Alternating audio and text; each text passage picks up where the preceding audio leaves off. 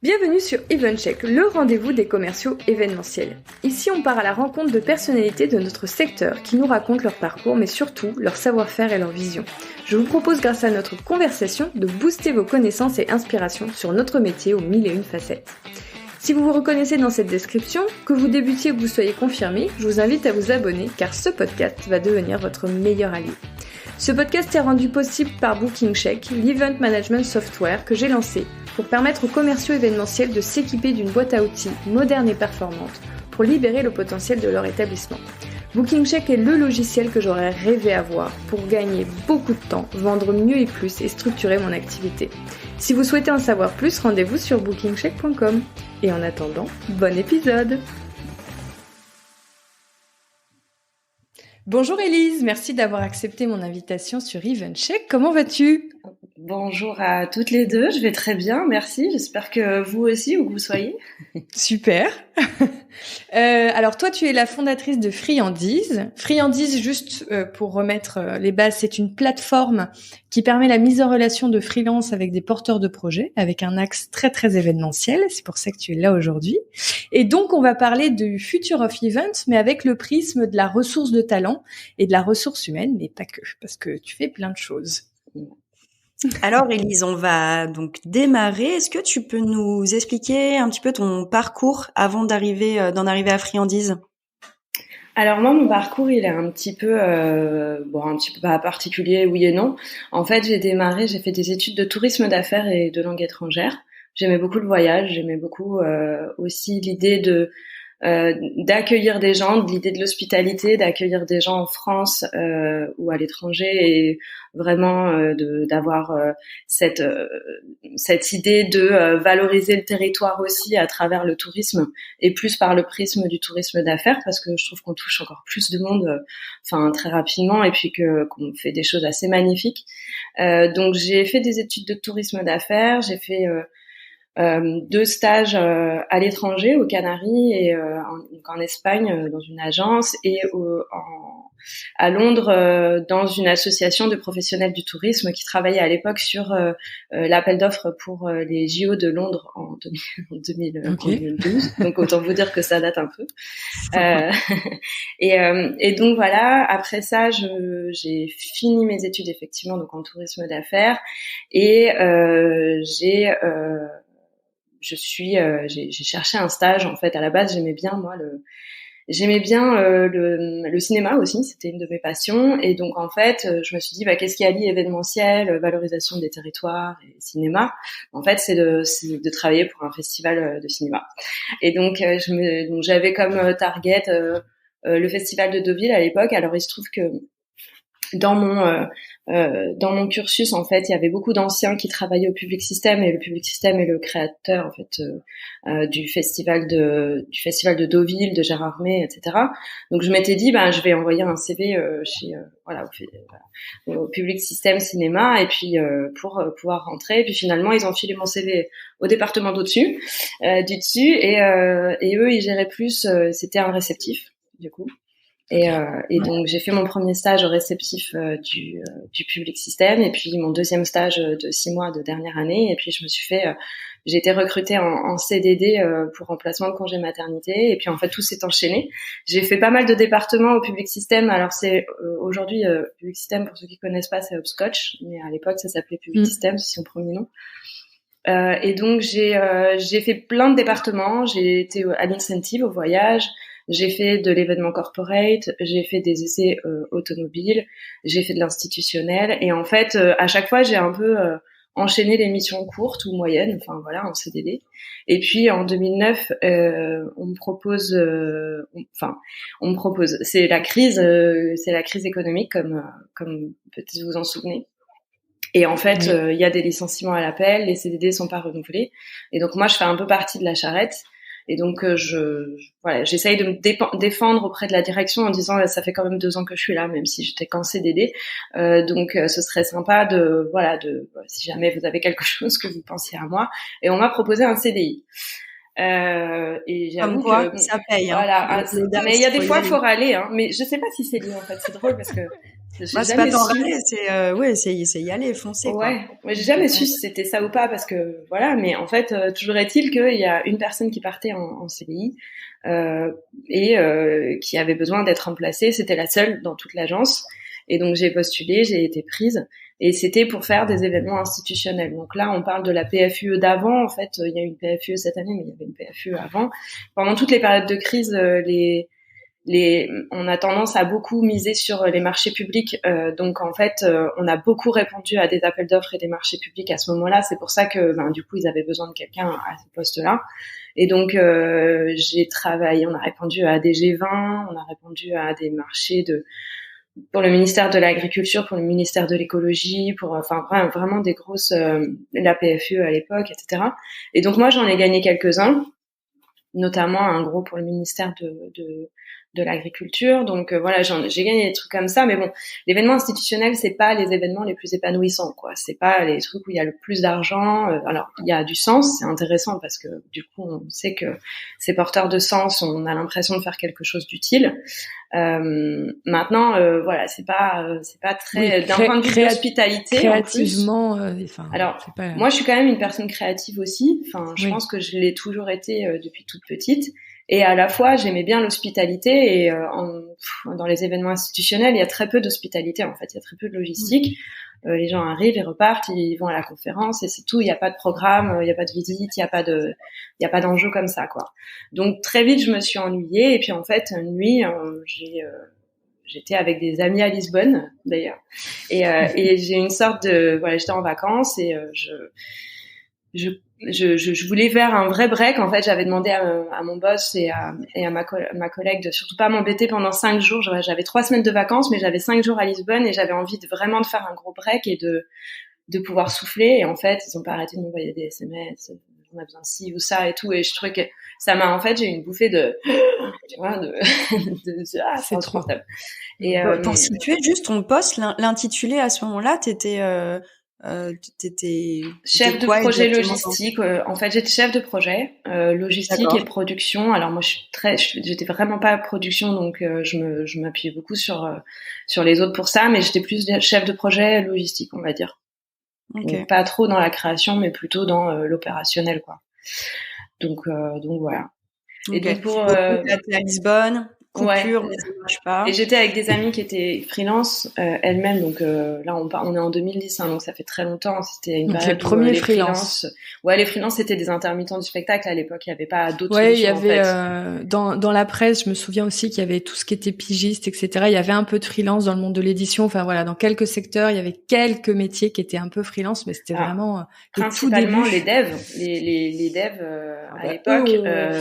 C'était eux les premiers en fait. Qui ont du coup installé beaucoup d'outils aussi, qui ont commencé à faire à être précurseurs sur la. Et avant, on disait plutôt consultant d'ailleurs. On disait pas freelance. Ouais, alors exactement. Puis il y en a qui se disent consultant. On sait pas trop ce que ça veut dire consultant pour moi, parce qu'il y a des gens qui sont consultants social media, mais qui ont 4 ans d'expérience. Donc tu vois, pour moi, le mot consultant, faut faire attention. Enfin. Ça veut dire oui, non, mais à l'époque, freelance, c'était vraiment les tout débuts, ouais. Je me souviens. Ouais. Consultant, c'est la notion de conseil, souvent, en fait, qui est mise en avant comme ça. Donc, effectivement, quand on. Oui, c'était pas forcément 3-4 ans, voilà, ouais. Oui, c'est ça. Et donc, à l'époque, ils étaient plutôt intermittents, tu vois, parce qu'en fait, l'événementiel, ça vient du monde du spectacle à la base, donc les personnes qui se lançaient en indépendant à cette époque-là, c'était plus les gens de la production.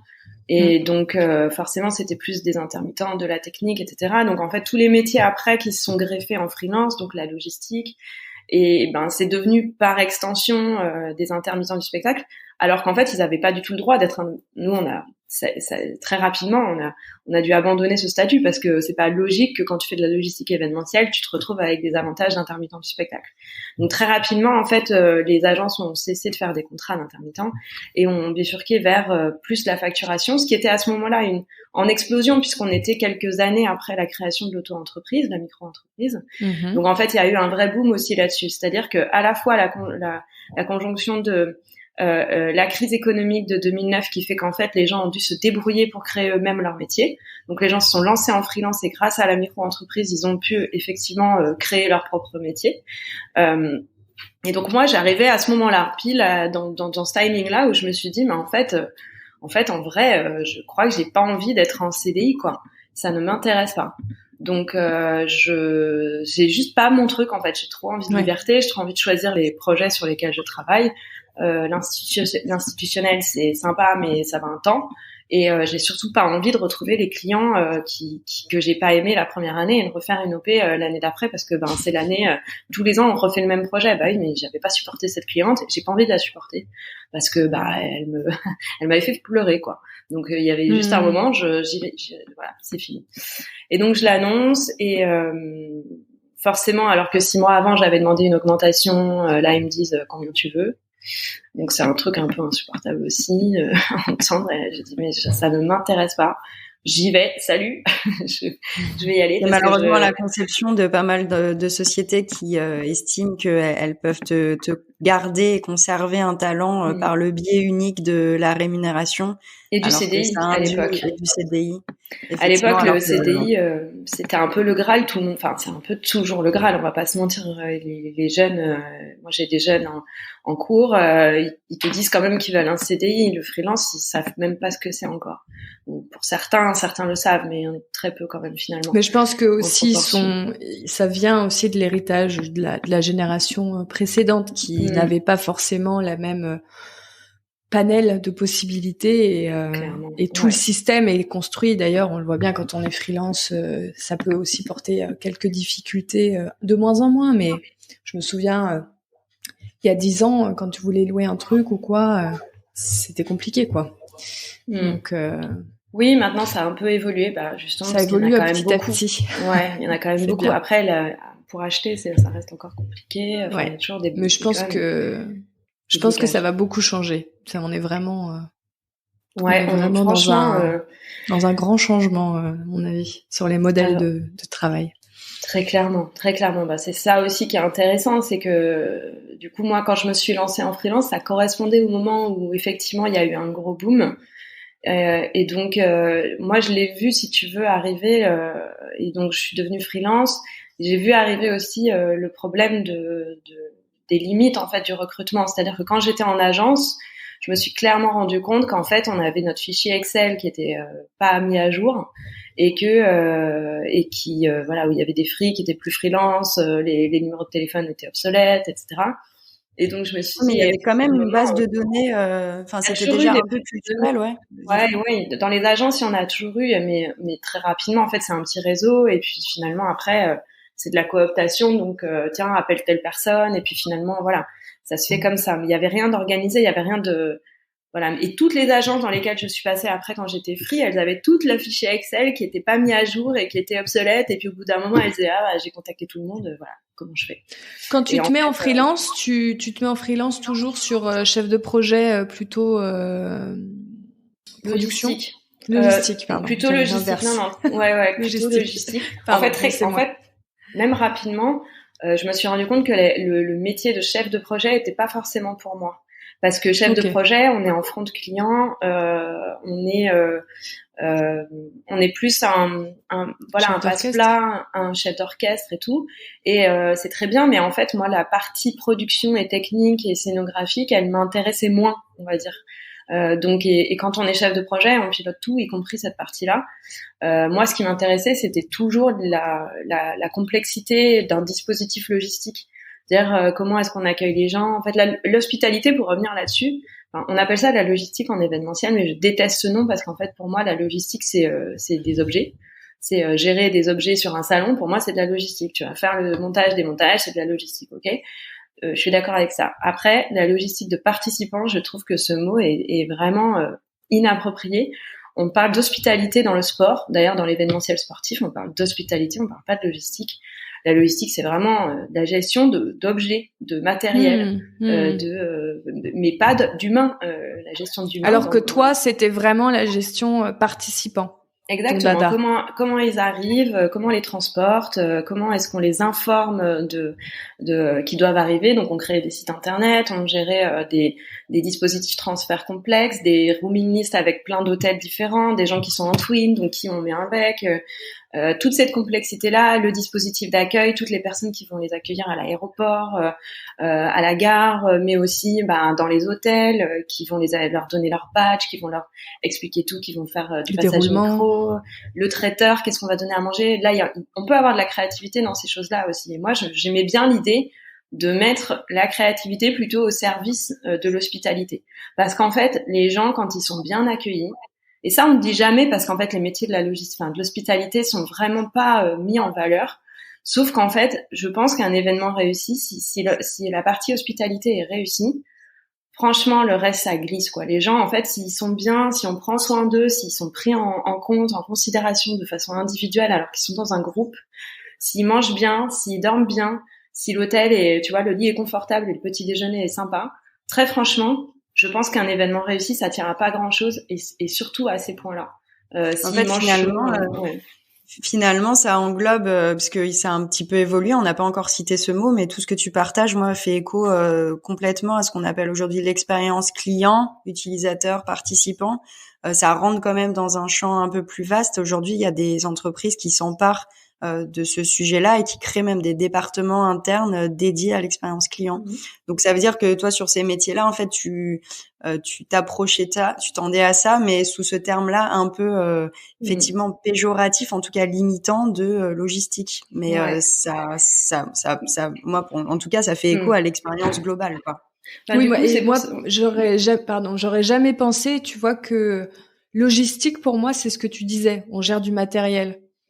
Et alors qu'en fait, dans les agences, okay. Et vraiment, je trouve ce nom vraiment mais pas approprié, quoi, et dévalorisant en plus. C'est-à-dire dévalorisant pour les gens qu'on prend en charge parce que c'est pas du matériel, c'est de l'humain, et dévalorisant pour notre métier parce que on gère pas des cartons, on gère de l'humain. Et je trouve qu'il y a rien de plus beau que finalement s'occuper des gens dans leur expérience finalement. Et le terme d'expérience client, et c'est assez drôle parce qu'en fait moi alors juste je reviens un petit peu en arrière pour expliquer aussi ton point de vue, le fait le fait que j'ai créé un site internet en fait aussi à un certain moment.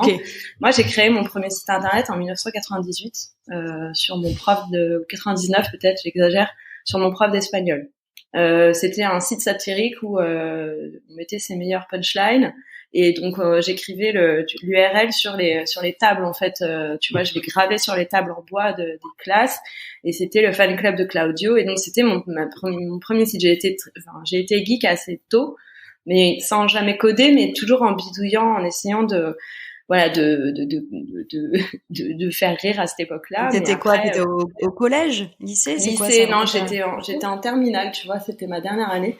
Encore une fois, tu vois, j'avais besoin de créer des choses improbables. Ensuite, quand j'étais à la fac, comme j'étais présidente du BDE et qu'on était dans l'émergence d'internet, j'ai créé le premier site internet du BDE. On est en 2002, donc c'est vrai que c'est tout neuf. Et je me sers de ce site pour mettre des photos, alimenter avec toutes les soirées qu'on peut faire, les rendez-vous, etc. Donc, avec l'idée déjà que le site internet permet de fédérer et de créer la communauté. Je le sens très très fort déjà à ce moment-là. Je me le dis maintenant, mais c'est vrai qu'à l'époque c'était déjà ça. À la fac, après, quand je suis allée faire du tourisme d'affaires, donc j'organisais des voyages, des voyages un peu éductour pour les étudiants, et j'ai créé un autre site avec toutes les photos de nos soirées, pareil, pour essayer de créer des instants. J'organisais des soirées. Enfin, j'ai toujours finalement utilisé le web déjà très tôt pour en fait fédérer et déjà créer des comités, mais au début des années 2000, quoi. Ce qui fait que c'est quand Facebook est arrivé, par exemple, l'outil était incroyable pour ce genre de choses. Et d'ailleurs, c'est le premier outil que j'ai utilisé quand j'ai créé Friandise, donc il y a presque 10 ans, en 2014, où je me suis dit, je l'ai créé parce qu'en fait, je me suis dit, il faut créer une communauté de freelance. Et puis, on va essayer de se trouver des missions, on va essayer d'organiser nos soirées, on va créer quelque chose pour nous, parce qu'en fait, les agences faisaient leurs événements, elles nous invitaient rarement, on va dire, voire jamais. Donc nous, on se retrouvait toujours à participer à des événements, à tout donner de notre vie et tout pour des agences qui, elles, nous invitaient pas à leurs soirées. Donc je me suis dit un peu bizarrement, on va aller faire nous-mêmes nos soirées, et puis on se retrouvera tous ensemble parce qu'on a besoin de se retrouver. Donc ça, c'est l'idée de départ de Friandise. C'était c'était vraiment l'idée de trouver des missions aussi. Parce que, en fait, quand j'étais en agence, j'ai vu que c'était n'importe quoi et qu'il y avait un fichier qui était jamais mis à jour. C'est ça. On revient à cette histoire de fichier quand tu commences en freelance. Et tu dis, en fait, tout le monde fonctionne pareil et on a un pauvre fichier Excel qui est pas à jour. Exactement. Et de l'autre côté, quand je me suis lancée en free, moi, je rêvais de travailler plutôt dans le cinéma, comme je vous l'avais dit. Donc, pour moi, c'était, la target, c'était le Festival de Cannes, tu vois. Je voulais absolument le faire. Ouais. Bon, j'aurais préféré le faire côté festival, mais pas pour les marques. Mais quelque part, au bout de 3 mois, parce que j'avais le réseau, parce que moi, j'avais eu la chance, si tu veux, quand j'avais fait plusieurs départements au sein du Public System, dans plusieurs métiers, j'avais rencontré énormément de freelance et de gens qui étaient partis après dans d'autres boîtes et tout. Donc mon réseau, moi, je me l'étais créé. Par opportunité, j'avais finalement réussi à créer ce réseau. Donc je me suis dit, moi j'ai eu cette chance et je me suis lancée au bout d'un mois et demi, on m'a proposé le Festival de Cannes quand je me suis lancée en free, mais parce que j'avais ce réseau. Et je me suis dit, mince, j'ai eu de la chance moi en fait, parce que grâce au réseau que je m'étais créé, j'ai pu, dès que je me suis lancée, parce que là je te parle je me suis lancée au bout d'un mois, vraiment, j'arrivais à faire le dream job quoi. Et ben en fait finalement, il manque quoi en fait pour que finalement ce soit possible pour tous ceux qui se lancent en freelance. C'est-à-dire non seulement trouver des missions, mais trouver des missions qui me font rêver, trouver les missions qui vont m'épanouir en fait. On était aussi à un moment où l'idée de l'épanouissement aussi devenait important. C'était les tout débuts, mais finalement trouver du sens dans son boulot, c'est aussi arrêter d'accepter tout et n'importe quoi sous prétexte que on te propose un truc quoi. Et parce que tu sais pas dire non. Moi j'ai des potes, elles n'arrivent pas à dire non et du coup elles se retrouvent toujours à prendre des missions et elles me disent mais je suis dégoûtée, on vient de me proposer le dream job et en fait parce que j'ai accepté trop tôt un truc par peur de pas avoir de boulot, finalement j'ai rien. Et donc voilà, l'idée c'était vraiment d'aider aussi les freelances et avant tout les freelances à finalement trouver des missions qui les fassent vibrer. Et de l'autre côté, d'aider les agences à trouver des freelances qualifiés. Parce que moi qui ai fait plein de métiers différents, je peux vous dire qu'en fait, gérer un événement institutionnel, un essai presse, un incentive ou faire du réceptif, c'est des métiers qui sont différents. Donc demain, si tu prends n'importe quel freelance sous prétexte qu'il est disponible et qu'il doit tout apprendre sur le tas, et ben c'est plus compliqué que si tu prends quelqu'un qui en a déjà fait ou qui a l'habitude de faire ça ou dont c'est l'expertise. Et donc l'idée c'était je vais te permettre d'aller trouver la bonne personne. La bonne personne. Et de l'autre côté, les freelances vont s'épanouir parce qu'ils sauront que ils sont hyper valorisés parce que qualifiés et puis en fait on les prend en considération parce qu'ils ont des choses, voilà, ils savent de quoi ils parlent donc on les écoute, ils sont vraiment valorisés pour le coup quand ils arrivent dans des postes comme ça. Ils vont pouvoir se vendre plus cher parce que plus on est qualifié, plus on est cher. C'est vraiment quelque chose qu'il faut vraiment se dire. Plus on est rapide dans l'exécution et dans la compréhension d'un projet, plus on va pouvoir facturer cher. Et moi, je cible quand même des freelances, les freelances de l'événementiel les plus chers. C'est vraiment, j'ai des juniors aussi, hein. Mais moi, mon idée, c'est d'aller travailler pour les événements les plus prestigieux. Donc, ça veut dire les profils les plus qualifiés. Donc voilà, cette friandise est née de ça. Et puis j'ai créé un site internet parce que pour moi, c'était pas compliqué. J'en avais fait 26 000 en plus. Quand tu fais de la logistique, enfin de l'hospitalité, tu te retrouves à créer des sites d'inscription à l'appel. Donc si tu veux, moi c'était mon truc. En plus, j'en avais fait beaucoup. J'étais un peu spécialiste de ça. Donc finalement, ça a été un peu comme une évidence de créer un formulaire pas très compliqué en disant je sais faire ça. Mon métier c'est ça. Je suis disponible avec un petit calendrier où je dis je suis disponible là. Bon, ça, c'est illusoire de penser que les gens... Et ça veut dire que t'as visé juste tout de suite. Il n'y a pas eu de V2, V3, de friandise. Là, je vous ai fait la version rapide. Ouais, c'est ça. Non, je voulais rétro-pédaler. Tu veux que j'aille dans le détail? C'est super intéressant parce que ça va nous permettre de bien, et surtout les personnes qui nous écoutent, de bien comprendre aussi comment on vise, comment on constitue son offre, pourquoi, parce que du coup on l'adapte aussi, j'imagine que c'est ton cas, avec les retours que tu as de tes premiers free, des clients, etc. Donc c'est passionnant. Donc oui, si tu peux nous faire alors avec plaisir sommaire. Parce que je trouve qu'il y a eu plein d'échecs en fait et que ça m'a pas empêché de me dire bon, un continu c'est pas grave et d'essayer de me dire de se relever et de se dire et je trouve que c'est important dans l'entrepreneuriat et c'est des gens on le dit pas assez en France. Voilà, il y a des gens qui veulent. Il va falloir vous casser la figure et puis c'est normal. C'est normal. Et en fait, alors, comme je vous l'ai dit, j'ai commencé. J'ai même pas commencé avec la page Facebook. En fait, à la base, mon premier site s'appelait Happening. Et je voulais pas faire de la mise en relation de freelance dans l'absolu. Je voulais mettre à disposition plutôt des annonceurs, à la base, des profils d'hospitalité. Donc moi, mon truc, c'était d'aller voir des annonceurs et de leur dire, j'ai des profils de freelance en hospitalité et je viens chez vous et voilà. Ça, c'était mon truc de base. Et en fait, j'avais créé un premier site internet de Happening qui s'appelait Happening et je l'ai envoyé à des potes pour le test, pour leur proposer de le tester. Et j'envoie un petit message et dis écoutez, je lance ça, bienvenue dans le monde de la friandise, à tout le monde, je lance mon site Happening pour tous ceux qui veulent faire de la log et donc je fais un formulaire, je fais machin tout ça et là j'ai des retours incroyables qui me disent c'est incroyable, c'est super, c'est vraiment le truc qu'il fallait faire, ça correspond à ce dont on a besoin. En fait, j'ai des retours incroyables et j'ai notamment le retour d'une amie qui me dit mais en fait, tu devrais pas faire un truc sur les gens de l'hospitalité, tu devrais faire un site généraliste pour les freelances. Et tu sais quoi, dans ton petit message, t'as mis friandise et je trouve que friandise ça collerait vachement bien. Et en fait, c'est comme ça que c'est né. Donc, j'ai repris la même base de mon site internet. Donc, on en est à la V2.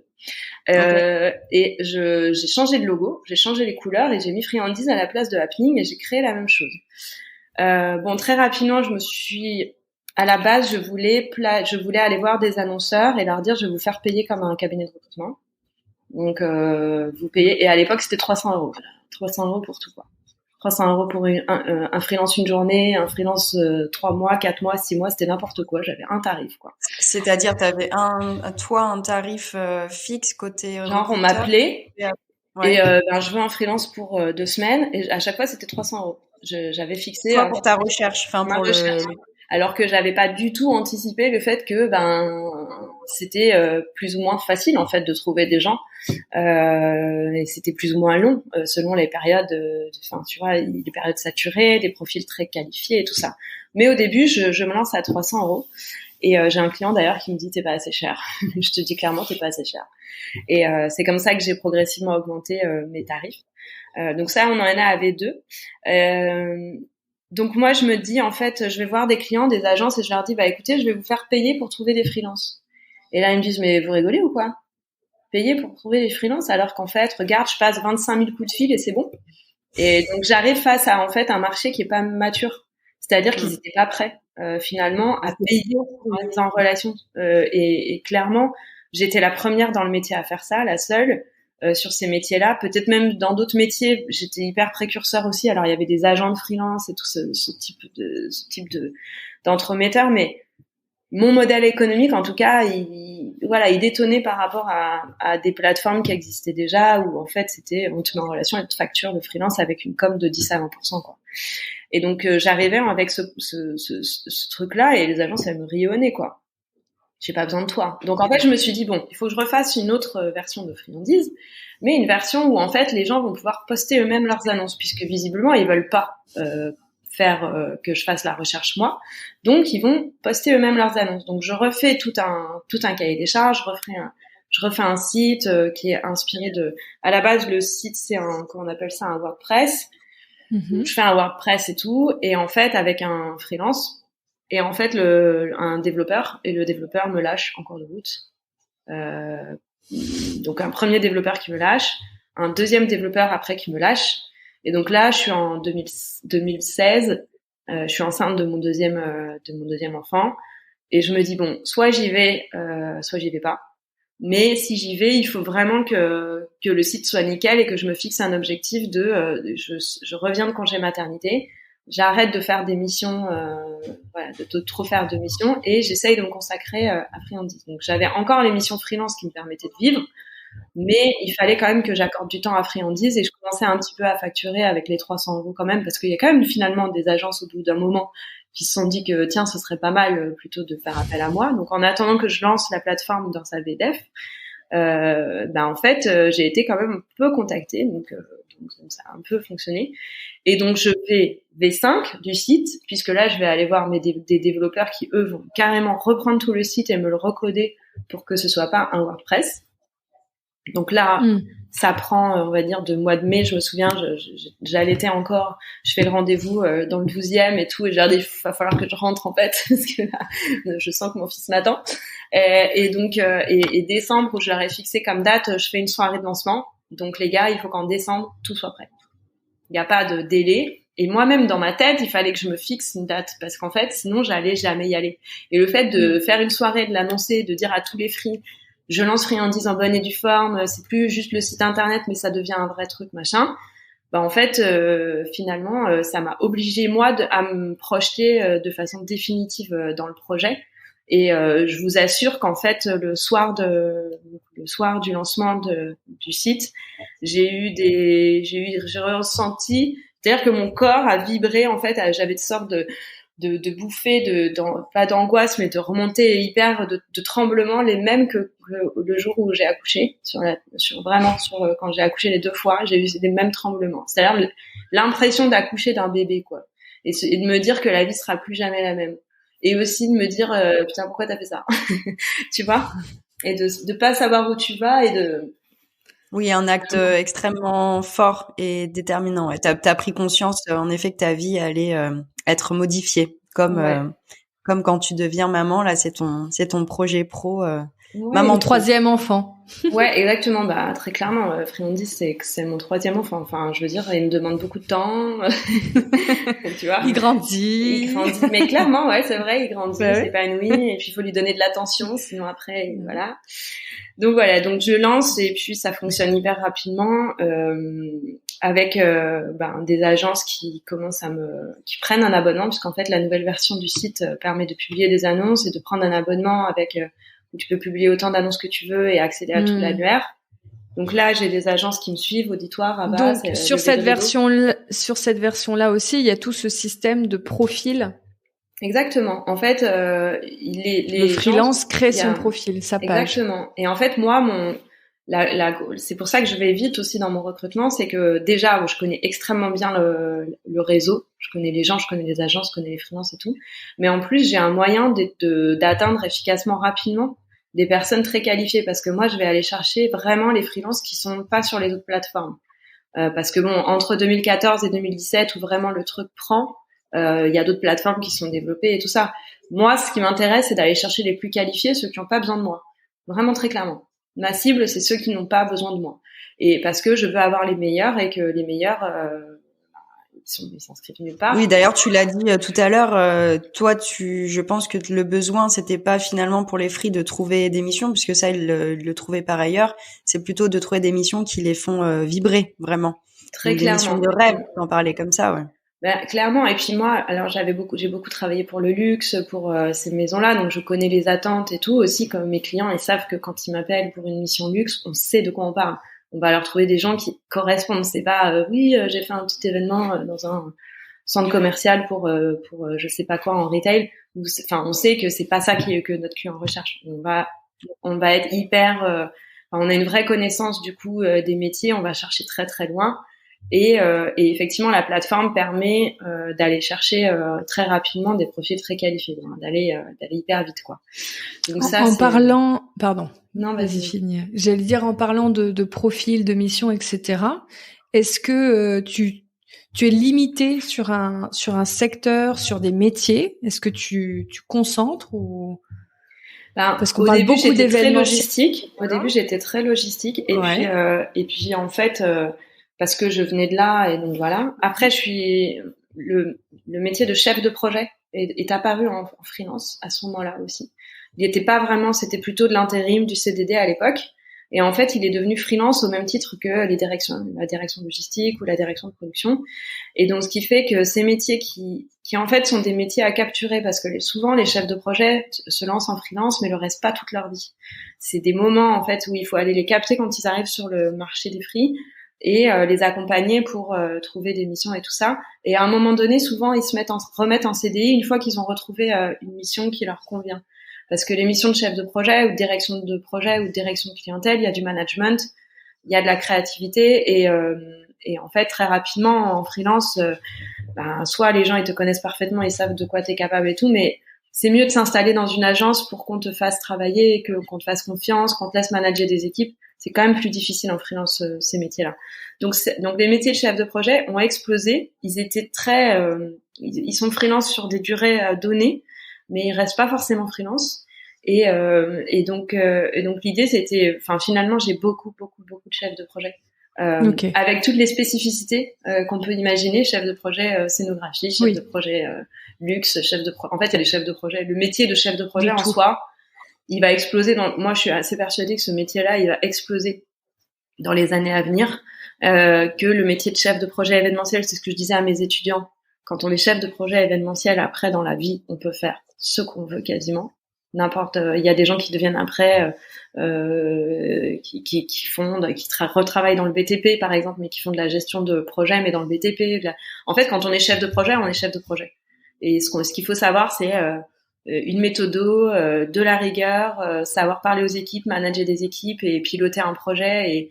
Et en fait, ce métier de chef de projet qu'on voit aussi chez les lieux. Hein. Dans les lieux, il y a des chefs de projet, c'est la même chose en fait. On les appelle pas comme ça, mais c'est ça. Nous en fait, on appelle ça commercial événementiel. Ouais, mais alors qu'en fait, ça a exactement les mêmes compétences. Exactement. Puisqu'en fait, dans le chef de projet est commercial. Puisqu'en fait, il a une relation commerciale en direct avec le freelance. Alors, soit même il est dans des phases d'appel d'offres où carrément il présente au client, il vend le projet, donc on est dans le commercial. Il gère le budget, il gère avec les équipes de production, certes, mais il gère le budget, donc il a cette vision-là. Et après, il est opérationnel et c'est lui aussi qui est garant un petit peu, moi je trouve, de la fidélisation client. Si un client, il est content de la relation qu'il a eue avec le chef de projet, peut-être qu'en fait, il va renouveler sans appel d'offres. Et je pense que c'est en ça que les équipes projets sont très rarement considérées comme des commerciaux comme dans les lieux, alors qu'en agence, ce sont des commerciaux. Moi, je sais qu'il y a des clients qui nous disaient non, mais moi, je veux bosser qu'avec telle ou telle personne, mais parce qu'en fait, et ils revenaient sans appel d'offres parce qu'en fait, ils savaient que ça allait rouler, qu'ils se connaissent, ils ont une relation de confiance, ils savent les attendus des uns et des autres. Donc ça fonctionne en fait. Donc oui, pour moi, le chef de projet, comme tu dis, c'est des commerciaux. Très clairement, très clairement. Tu évoquais tout à l'heure le fait que tu ciblais vraiment des profils très qualifiés, experts dans leur domaine. Comment ça se passe concrètement quand un profil souhaite s'inscrire? Est-ce que toi, tu as un système de filtre? Comment tu qualifies réellement les profils qui viennent sur la plateforme? Alors, la plateforme, elle est ouverte à tout le monde. Moi, je considère que effectivement, dans l'événementiel, il y a tout type d'événements. Il y a des événements pour des assos, il y a des événements pour des festivals, il y a des événements pour l'événement corporate, pour l'institutionnel, etc. Donc en fait, moi, je veux avoir un maximum de freelance, c'est vrai, et je vais chasser des personnes ultra qualifiées, je vais leur dire de s'inscrire, des gens plutôt qui s'inscrivent pas sur les plateformes. Le filtre, il se trouve pas à ce moment-là, il se trouve au moment où les gens vont postuler. Moi, mon idée, c'est d'attirer un maximum de monde pour qu'en fait, quand je vais poster une annonce, ça touche un maximum de profils selon des mots-clés précis, hein, par exemple chef de projet événementiel ou responsable logistique, etc. L'idée, c'est de filtrer quand la personne candidate, c'est-à-dire soit il y a deux biais, soit c'est nous qui postons l'annonce parce que nous cherchons pour un client, soit c'est le client lui-même qui poste pour lui-même. Donc dans les deux cas, c'est à ce moment-là qu'on fait un filtre. Alors quand c'est le client qui poste l'annonce, en fait nous on va analyser le CV, on va regarder vraiment si le profil et la réponse convient au projet, c'est-à-dire que si le client il cherche quelqu'un qui est spécialiste de l'hospitalité et que la personne qui répond en face et fait de la production, très clairement, ça matche pas, on leur explique. Donc le client, il reçoit pas directement, c'est toi qui filtres avant qu'il reçoit. Ouais. D'accord. On fait un léger filtre, hein, c'est-à-dire qu'on n'appelle pas non plus la personne pour vérifier qu'elle correspond. On regarde le CV parce que nous, ce qui compte avant tout, c'est la compétence et l'expérience dans un domaine. Donc pour nous, c'est ça qui va être on va dire hyper important. Et aussi quand c'est nous qui postons l'annonce pour nos clients qui nous appellent pour nous dire on cherche quelqu'un pour demain, en fait à ce moment-là nous on fait passer les entretiens, on fait comme un cabinet de recrutement vraiment, c'est-à-dire qu'on fait passer un entretien, on envoie des CV à nos clients, on organise des entretiens, on fait le suivi, etc. Vraiment on fait comme vraiment un cabinet de recrutement à ce stade et on se sert de la plateforme pour essayer de trouver rapidement dans des temps records des profils. Et aussi de favoriser aussi les personnes qui sont inscrites, qui reçoivent toutes les annonces. Il n'y a pas d'annonce qu'on reçoit qu'on ne publie pas. Donc l'idée c'est vraiment que chacun ait accès à ces annonces-là. Et donc le filtre se fait uniquement à ce moment-là. Parfait, c'est très clair. Le modèle du coup, quand je suis une entreprise et que je veux faire appel à Friandise, c'est moi qui vais payer pour poster mon annonce ou pour faire appel au service de recrutement, et le freelance lui a accès au fait de pouvoir créer un profil gratuitement. En fait, si tu veux, moi je me suis positionnée comme pour le recrutement CDI. Pour le recrutement CDI, le candidat il paye jamais. C'est jamais lui qui paye. Je vois pas pourquoi un freelance lui paierait. Alors oui, on lui apporte du business parce que ça reste un entrepreneur, mais dans les faits, moi je trouve que c'est toujours le service qui doit être payé, c'est le recrutement. Et le recrutement, ce service-là, en fait, on l'apporte aux clients. Oui, on trouve des missions à des freelances, mais moi, la posture d'avoir une plateforme qui soit complètement gratuite pour les freelances, ça me permet d'avoir des freelances. Encore une fois, les freelances qui n'ont pas besoin de moi, parce que les freelances qui n'ont pas besoin de moi, ils vont pas aller payer pour être sur la plateforme. J'ai besoin d'une gratuité pour toucher un maximum de monde. Je sais aussi que les gens qui sont prêts à payer, c'est pas forcément les meilleurs au départ. Donc moi, je veux les meilleurs. Alors oui, il y en a qui vont payer parce que ils se lancent, etc. Mais souvent, c'est les gens qui arrivent pas à trouver des missions, et les gens qui arrivent pas à trouver des missions, c'est pas forcément ta target. Moi, vraiment, ce que je cherche, c'est des gens qui sont pas disponibles. C'est ça qui est complètement. En vrai, je mise sur des annulations de dernière minute. Je mise sur ce genre de choses où la personne elle a un coup de cœur. Ou voilà, c'est vraiment pour ça que. Non, et puis ça, j'imagine que ça participe à la bonne notoriété de la marque en disant, si ces freelances de confiance et connus dans leur secteur font confiance à Friandise, ça attire peut-être d'autres qui te connaissaient pas. Et puis du côté client qui recherche le freelance, c'est un gage de confiance. Donc peut-être qu'ils vont aller vers un autre freelance que celui avec qui ils ont l'habitude parce qu'il est pas dispo. Mais du coup, ils savent qu'avec toi, ils peuvent y aller les yeux fermés a priori. Les bons sont dessus, quoi. Nous, on va miser vraiment sur la compétence. Après, il y a toujours quelque chose qu'on ne maîtrise pas. C'est comment est-ce que l'agence va accueillir aussi le freelance, comment elle va l'onboarder, comment elle va la briefer, la former. Est-ce que la fiche de poste qu'elle nous a donnée au départ, elle est la bonne? Parce que si c'est pas la bonne et qu'en fait le freelance il se retrouve à faire, on lui demande complètement l'opposé. En fait, il y a des fois où on a des déconvenus et ça peut arriver parce que on reste dans l'humain et que on est dans l'urgence aussi souvent et que quand on est dans l'urgence, on prend peut-être pas le temps de bien onboarder, on néglige certaines choses qui sont pourtant primordiales. Donc pour éviter ça nécessite aussi qu'en amont, toi avant même que l'annonce soit postée côté recruteur, toi j'imagine que tu t'assures quand même que les briefs de mission côté recruteur sont hyper détaillés en termes de besoins, temps, de compétences, etc. Tu qualifies ça en fait comme nous on le ferait pour des lieux événementiels par exemple sur des fiches de brief quand on a un client, une demande de projet en face. Très clairement, il y a des fois, je reçois des briefs pour certaines missions et en fait, le client appelle ça un régisseur, alors que dans la vraie vie, ça s'appelle un chargé de prod. Sauf que, en fait, en parlant avec lui, mais c'est vrai, hein, en parlant avec lui, ouais, en fait, on se rend compte que, finalement, quand tu lis la fiche de poste, tu te dis, mais ça, c'est pas de la régie, ça s'appelle pas comme ça. En tout cas, nous, on l'a pas, conceptualisé comme ça sur la plateforme. Donc, si tu mets régisseur, personne va répondre à ta candidature. Comme si tu mets régisseur comme mot-clé. En revanche, c'est pour ça que moi, je regarde toutes les annonces, on regarde toutes les annonces qui paraissent et on analyse vraiment le besoin. On peut pas le faire pour des clients qui postent des annonces et tout. On peut pas aller très loin, mais on fait attention quand même.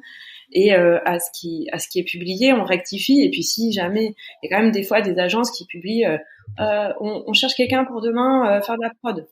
C'est tout. Et t'es là, mais et après ils disent c'est dingue ça, on n'a pas eu de candidature.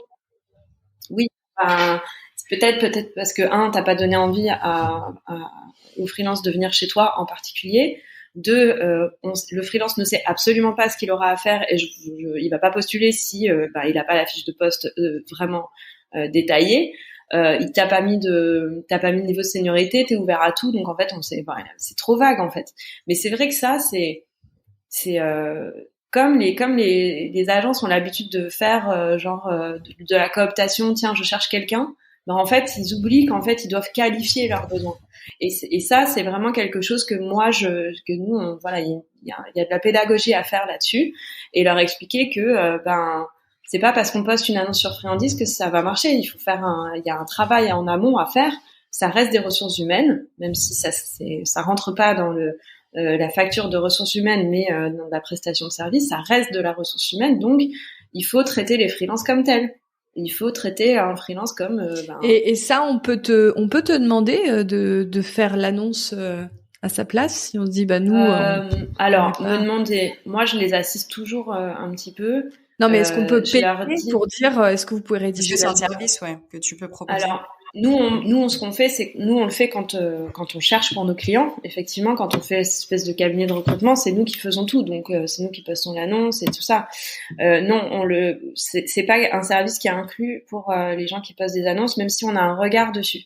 C'est-à-dire qu'on va regarder quand même les annonces et les analyser. Et si on voit que le client a pas assez spécifié le projet, et ben on envoie un petit mail ou un WhatsApp ou quoi que ce soit au client en disant c'est peut-être pas assez détaillé ce que tu m'as mis.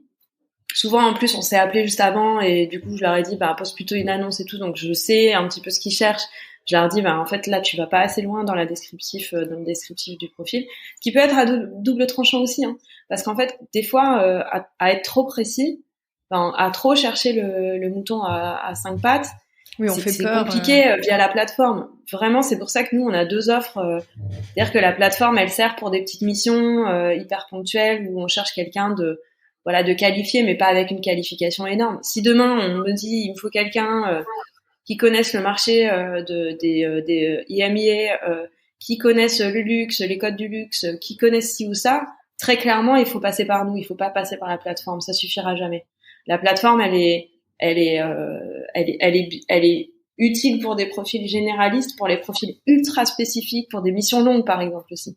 Pour des missions longues, des freelances, ils sont freelance, ils sont pas là pour accepter a priori des missions de 6 mois. Donc une mission de 6 mois, ok, ça fait freelance parce que c'est une mission de 6 mois et pas un CDI, mais ça n'empêche que c'est pas les freelances, ils travaillent quelques jours par mois sur des missions par exemple.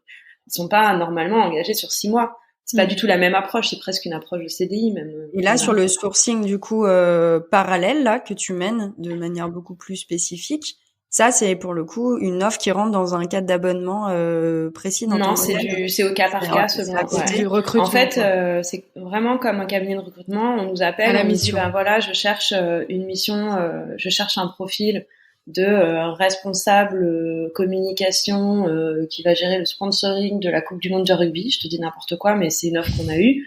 Et donc là, on leur envoie un devis. On dit voilà, nous on déclenche les recherches et un forfait de base pour déclencher les recherches qui est facturé quoi qu'il arrive dès qu'on a présenté un CV. Donc même si le truc est annulé derrière, en fait ça nous évite aussi que nos clients, et on l'a eu beaucoup au début, annulent au dernier moment. C'est-à-dire nous on se lance sur une recherche et tout. Et puis au final, le client trouve par ses propres moyens et nous, on se retrouve à avoir travaillé pour rien. Donc en fait, ça, c'était pas possible parce qu'en fait, nous, on prend du temps, donc on a besoin que ce temps il soit bloqué. Et puis aussi, le client, il faut lui dire, c'est bon, on s'en occupe, tu n'y penses plus, c'est notre charge mentale. Toi, ta charge mentale, tu l'utilises pour des choses qui sont utiles. Là, la partie sourcing, arrête de chercher, nous, on s'en occupe, d'accord? Mais ça a un coût. Bon, c'est pas hyper cher. Et donc on déclenche les recherches comme ça et après nous on fait de la chasse sur mesure comme un cabinet de recrutement. Tu parles des clients, donc tu dis beaucoup le mot agence. Vous avez aussi des lieux événementiels, des annonceurs, des marques directement. C'est quoi votre panel de c'est vrai qu'à la base chercheurs. La base notre cible c'était vraiment les agences parce que moi je venais de là, je connaissais vraiment les codes et tout. Et en fait, l'annonceur, c'est pas si simple en fait de rentrer chez l'annonceur. C'est même très très compliqué. Donc l'idée, c'était d'abord de faire les agences et en fait, après, c'est vraiment, j'ai été cooptée. Moi, j'ai jamais fait vraiment de développement commercial. J'ai toujours été moi aussi cooptée et recommandée. Et c'est le bouche à oreille qui a fait que tout d'un coup, un ancien freelance qui se retrouve chez l'annonceur m'appelle ou une agence même me recommande auprès d'un de ses clients en disant, nous, on fait pas du freelance, mais appelez Friandise, ils font du freelance. Et en fait, au final, on s'est retrouvé à travailler aussi pour des annonceurs. Les lieux événementiels, en fait, pas trop, tout simplement parce que moi, mes freelances, ils sont chers et qu'ils n'ont pas forcément les moyens de prendre des gens aussi chers. Et aussi parce qu'il n'y a pas une grande culture freelance dans les lieux, à part en régie ou des postes plus d'accueil, etc. En gestion de projet, moi, on m'a plus appelé pour du bizdev, c'est vrai, sur les lieux. Des gens qui cherchaient plutôt des commerciaux ça on pourra en reparler parce que pour moi commercial en freelance c'est un truc qui est hyper difficile à faire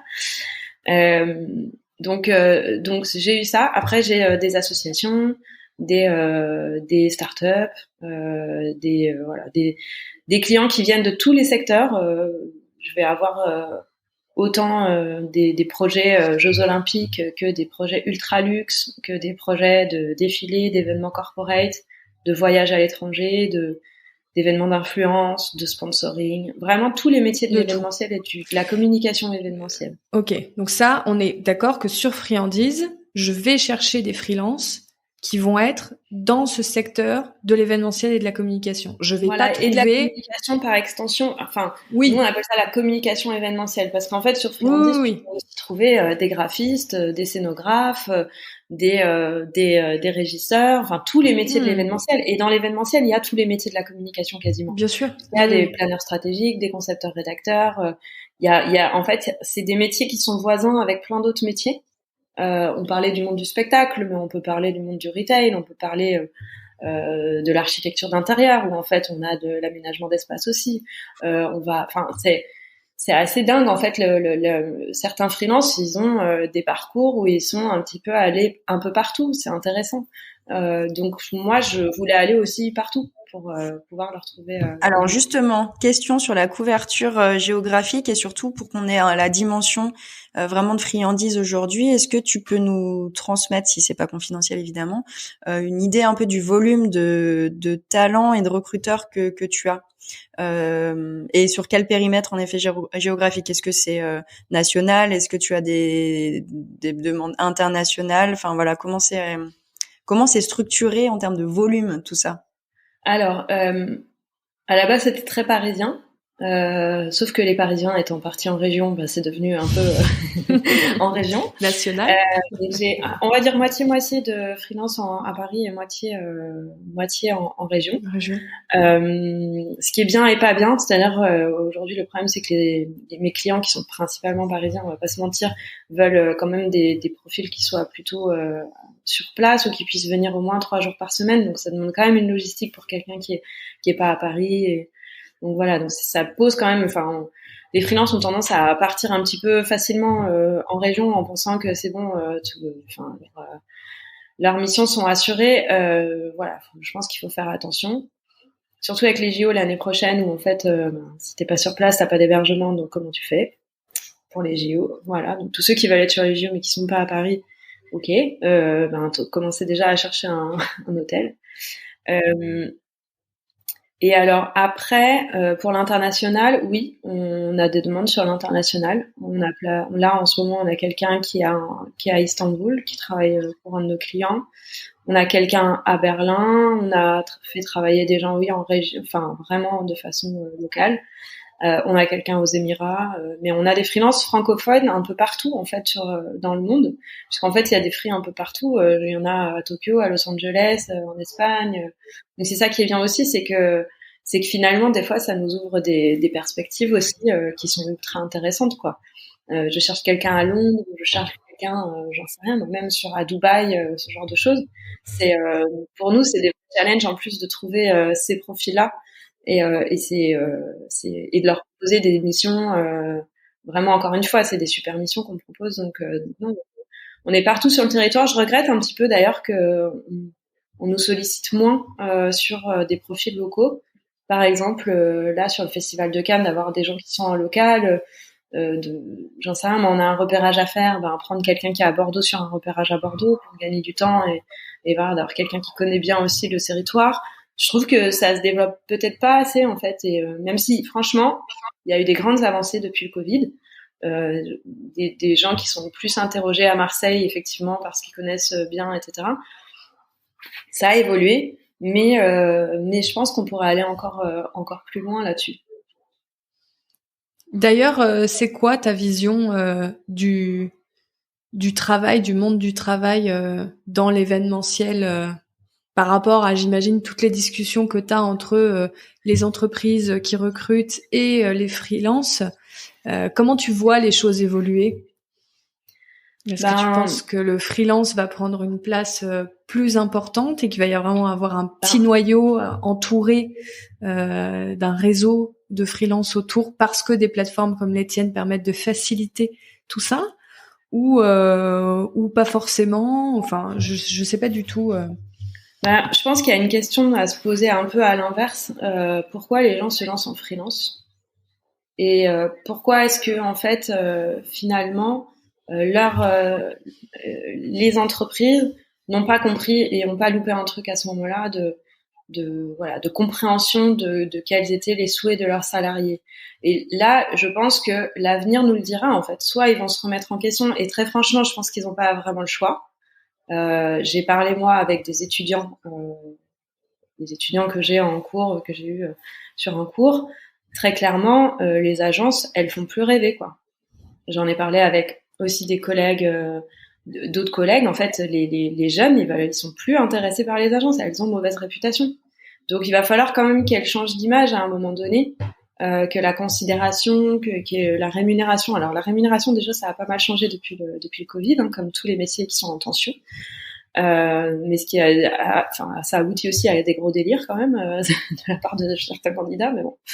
Mais ce qui fait que voilà, il y a quand même une remise en question de, par exemple, la RSE, de faire attention à leurs salariés, de faire attention au burn-out, de faire attention à des managers qui ont des comportements abusifs, etc. Il y a une prise de conscience et je pense qu'il faut aller vers ce sens-là. Moi, j'ai fait une conférence en 2019 où je me suis fait cartonner parce que justement, j'avais ce discours-là de si vous faites pas attention, il y a un moment, plus personne voudra venir travailler pour vous. Je me suis fait, bon, je l'ai dit de façon un petit peu trop cash, je pense, mais le fait est que c'est une réalité aujourd'hui, 4 ans plus tard, on en est justement là, et ces questions-là, elles se posent.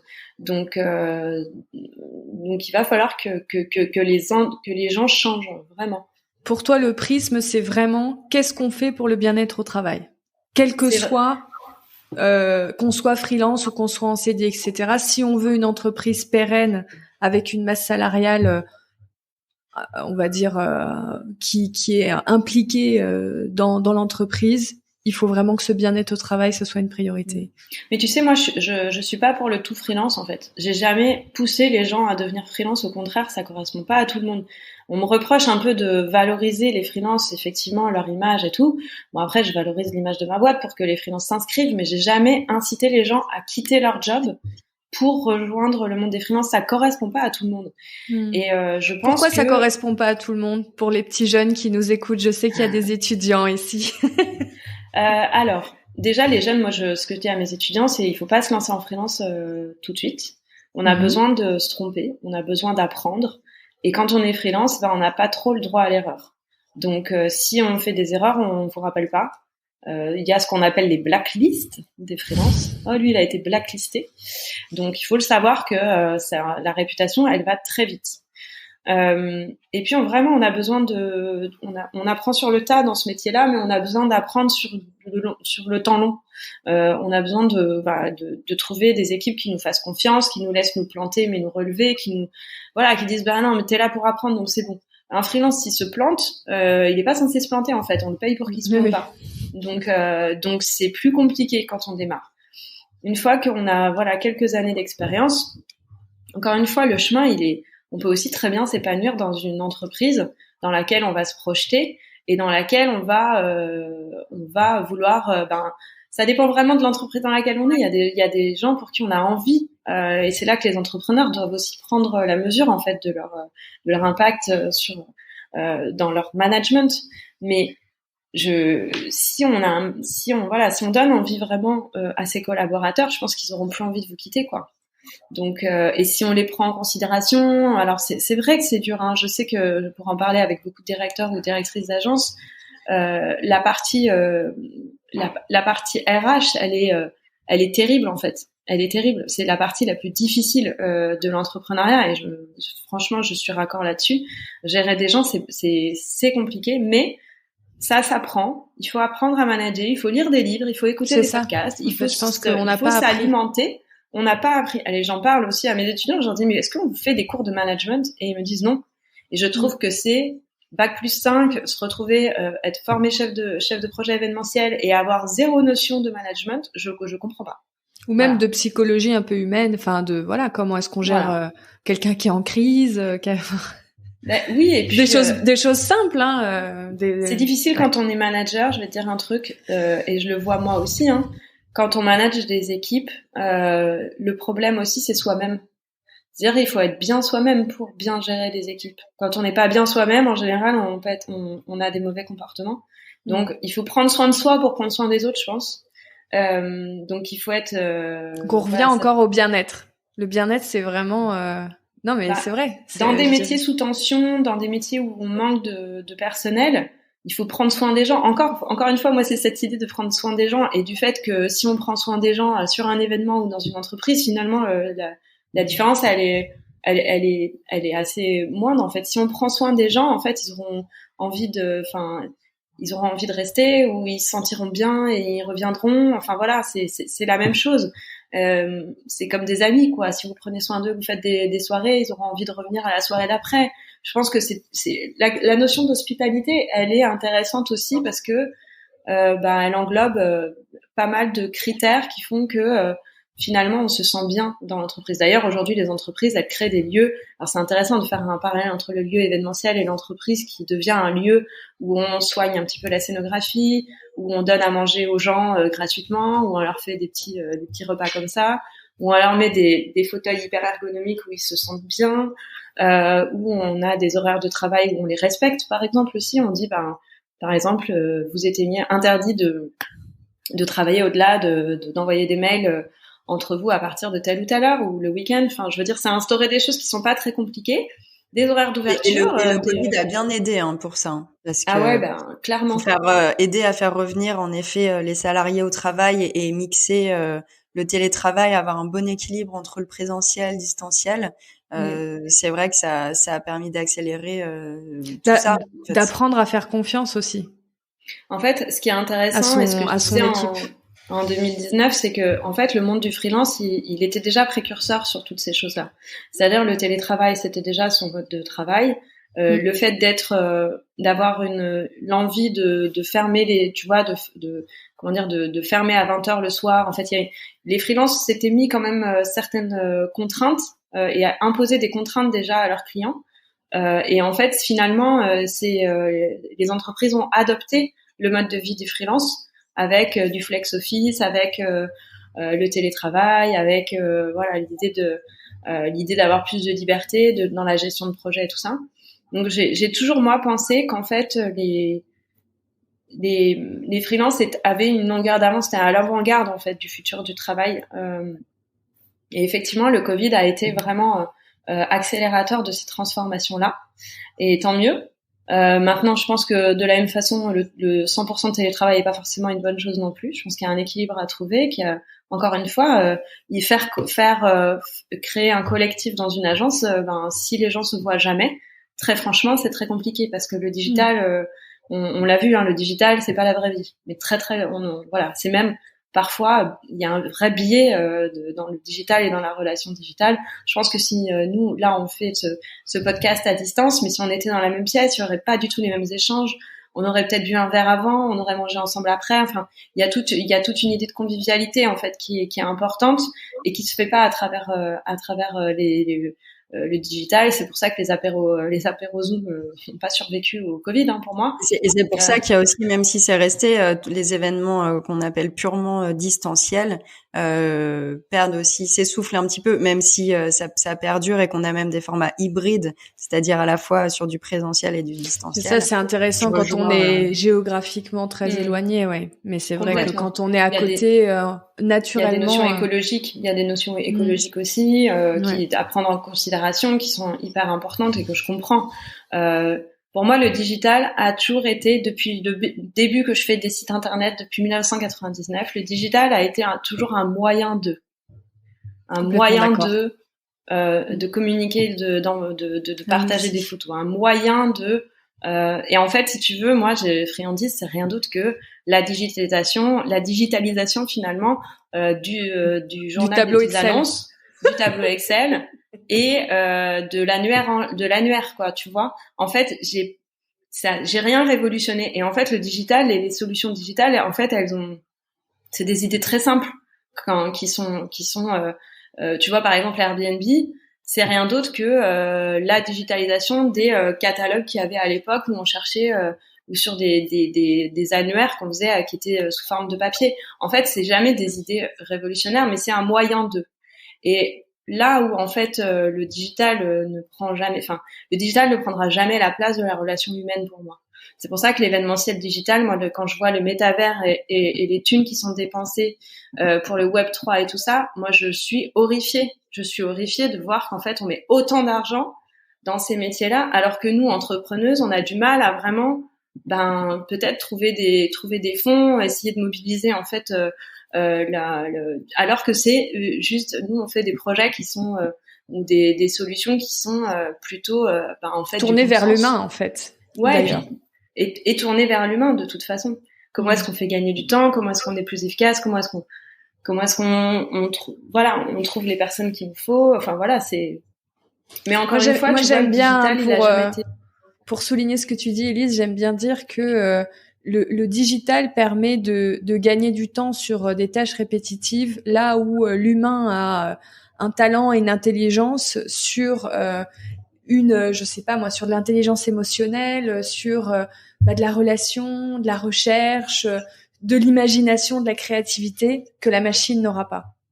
Et donc en fait, quand on gagne du temps sur le fait de passer sa journée à regarder 100 fiches de profil freelance en utilisant un outil qui est bien fait, on gagne du temps sur la créativité qu'on va avoir autour d'un projet et gagner cet appel d'offres, par exemple. Exactement. Donc c'est pour souligner ce que tu disais, j'aime bien dire ça parce que comme je suis aussi dans le digital, je suis comme toi, on est au service de l'humain et pas l'inverse.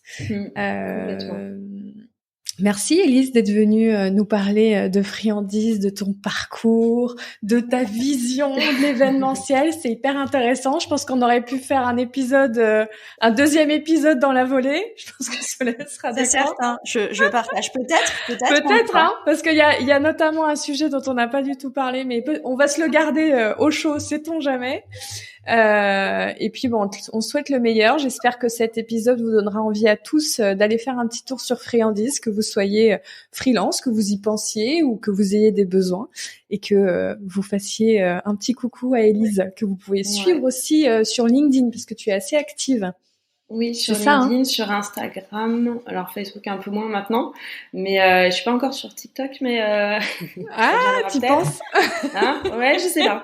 Non, mais vraiment, et puis les JO arrivent l'année prochaine, on va avoir besoin de toutes les ressources vraiment qui sont donc Paris ou pas. Donc vraiment, si vous avez envie de faire partie de la team JO, inscrivez-vous parce qu'on va avoir vraiment besoin de tout le monde. Voilà. Super. Et avant de te quitter totalement cette fois-ci, est-ce que juste tu peux nous partager éventuellement quelqu'un que tu aimerais entendre ici sur le podcast, de ton réseau, parles à beaucoup de monde, d'un talent ou plutôt côté recruteur ou une connexion autre dans l'événementiel. Est-ce qu'un nom te vient en tête? Ou plusieurs. Alors moi j'ai une amie que on s'est croisés quand j'étais freelance et elle était chez Publicis. C'est une amie que je suis et qui fait un travail incroyable, qui s'appelle Caroline Blaise, qui est journaliste à impact, qui est hyper impliquée sur des sujets donc vraiment de société, de transformation de société. Elle a une vision, elle a une histoire, elle a vraiment, c'est quelqu'un qui a un parcours hyper intéressant.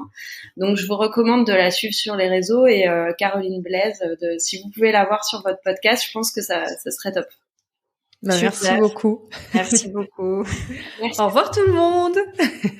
Au revoir.